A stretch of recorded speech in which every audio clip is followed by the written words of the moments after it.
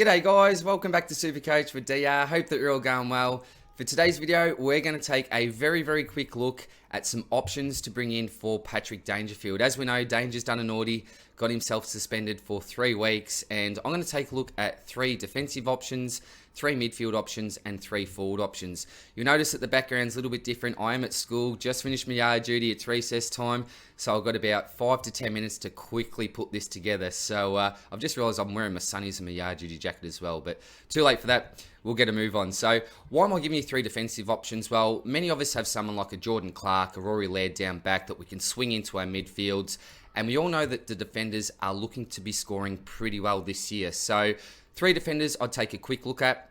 The first one is Keller Mills from Sydney, now playing that midfield role, smashed my Lions over the weekend. Look, we haven't really seen Mills play in the midfield at AFL level, but remember he was drafted as an elite junior midfielder. So I think that he'll have a really solid season and is certainly a pod option in defence. The issue with Mills is that really awkward round 14 bye that he shares with your Lairds, your Seagulls, and people like your Luke Ryan, for example. The second man is Stephen May, another massive pod. Congratulations to my good mate Sammy. He started May this year as a pod, and he started off like a house on fire. So what do I like about May? He's taken the kickouts. He takes the intercept marks. I think he takes the large majority of those kickouts. But what I don't like about May is that he also shares that awkward round 14 bye. And looking at some of his scores last year, he did throw in a few stinkers around the 30s and the 40s, so can have a bit of a low floor at times. I don't think that his floor will be that low this year, given the fact he's taking so many of those kickouts. I think he's the preferred option over someone like a Christian Salem, for example. But if you are not really stacked on that round 14 bye, I think he could be a really nice pod that will finish certainly around the mark for the top 8 defenders.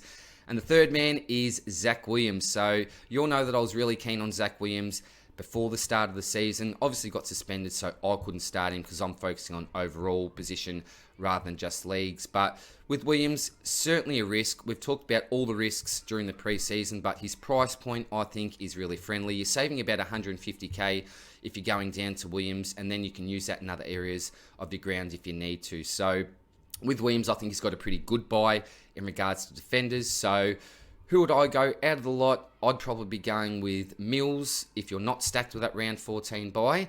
May, another good option. And certainly take a good look at Zach Williams as well.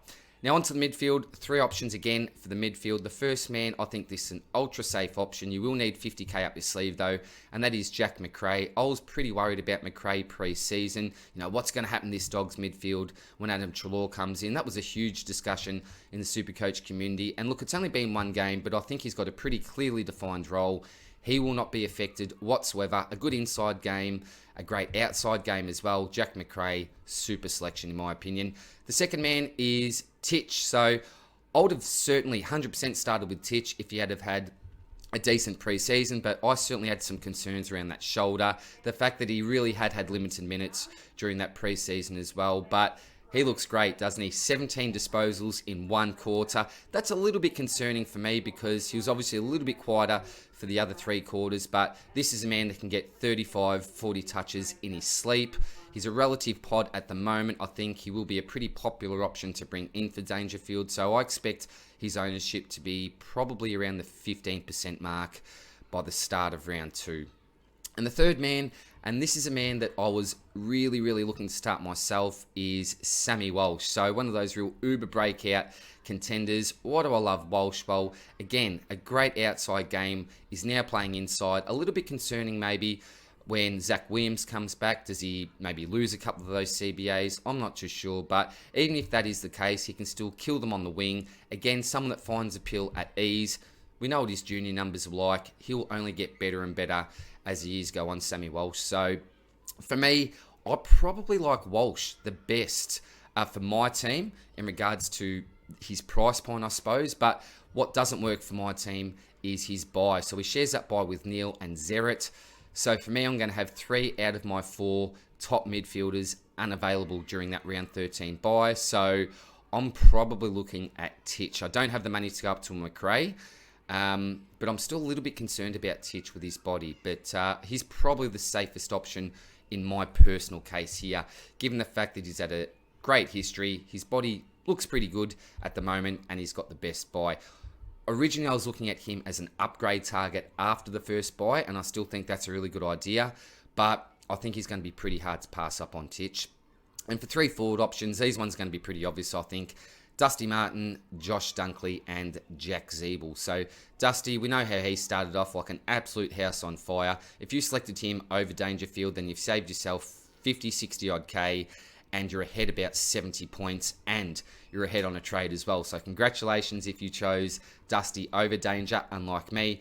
But again, my concern with bringing Dusty in, if you didn't start with him, is that you're already behind the pack. You're 70 points down, as I said, and I can't see him scoring like that every week. He's looking really good this year, don't get me wrong. Had his best preseason in a really, really long time, but even if he can get back to his ultimate best, it's still only about a 117 average, and we really haven't really seen a year like that from Dusty before. So if you're going Dusty, it's going to be a really solid, safe selection. I'd certainly recommend that, but probably not for me. The man I would recommend is Josh Dunkley. So started off the bench, rotates into the midfield. I don't think he has another rest for the rest of the quarter, given the fact he usually starts on the bench. So he's one of the 4 main dogs mids in that midfield rotation. There's not too many other blokes that are going to be getting inside minutes. His tackle count was down, so there's an extra 10-15 points, probably on that 113 that he got over the weekend. 30 plus disposals. There's the alarm. I've got 2 minutes left, so I better wrap it up. I think he is a terrific selection if you don't have him. And the third player is a real value option, and I think pretty much a must-have in every Supercoach side due to his price point and his scoring potential, and that is Jack Zeeble. I know most of us have Zeeble at the moment, but if you don't have Jack, just bring this bloke in. You're saving about 350k that you can use elsewhere in your side. Maybe you don't even have to use that 350k this week. You could even use it next week, and people may be saying, well, you're losing a premium and you bring in someone like a Zeeble, who's that real mid-pricer. But look at the score that he got. If he's giving you anywhere near 100, that's still outdoing Dangerfield's score from last week. So I would certainly recommend Zeeble if you have not got him. So in the defence, my 3 blokes are Mills, May, and Zach Williams. In the midfield, I'd be looking at Jack McRae, Titch, and Sammy Walsh. And in your forwards, Dusty, Dunkley, or the value option in Jack Zeeble. I still don't know what I'm doing. I probably need to make my decision tonight if I'm looking to go someone like a Sam Walsh, but at this stage I'm leaning probably towards Titch myself. But it really is team dependent. What's your buy structure like? Have you got any extra cash in the bank? Do you maybe want to downgrade so you make a bit of extra cash so you can use that in the next week or two?